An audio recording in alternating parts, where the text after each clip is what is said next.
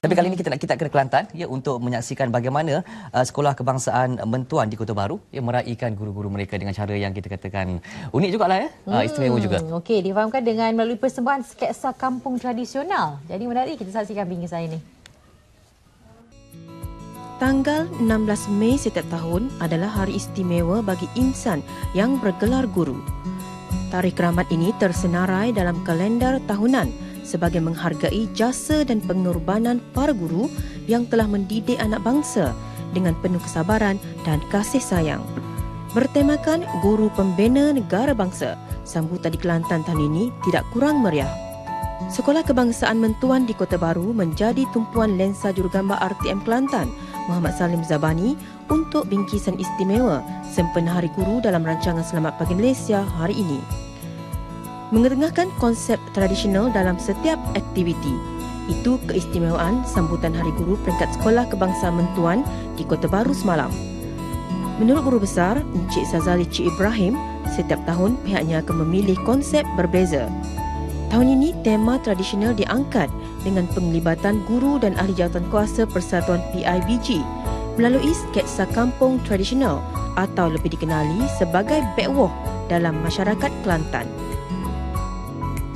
Program dalam bentuk pertandingan ini bagi memberi pendedahan kepada murid mengenai cara hidup masyarakat Melayu lama menggunakan peralatan tradisional seperti senduk kayu, kukur kelapa dan labu sayur untuk memasak.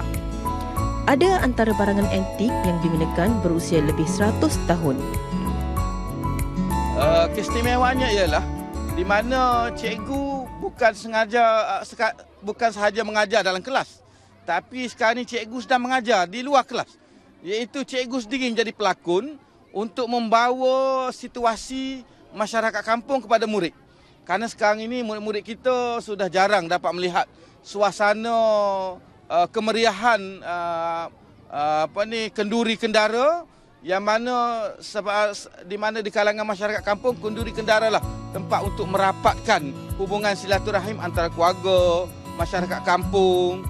Pertandingan disertai beberapa kumpulan yang diwajibkan menggunakan nama kampung tradisional.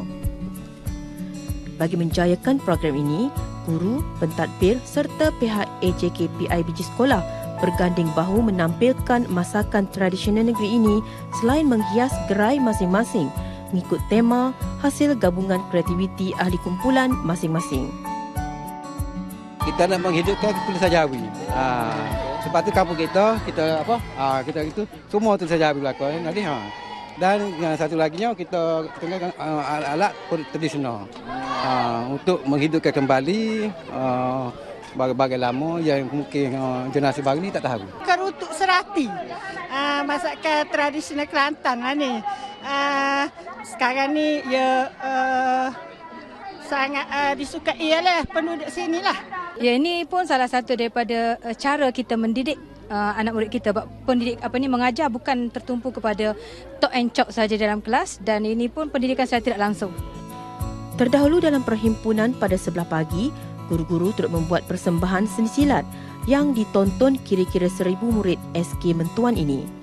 Selain persembahan guru, sambutan Hari Guru kali ini turut dimeriahkan dengan pelbagai aktiviti sampingan lain seperti nyanyian, acara sukan dan sebagainya yang dikendalikan oleh pelajar.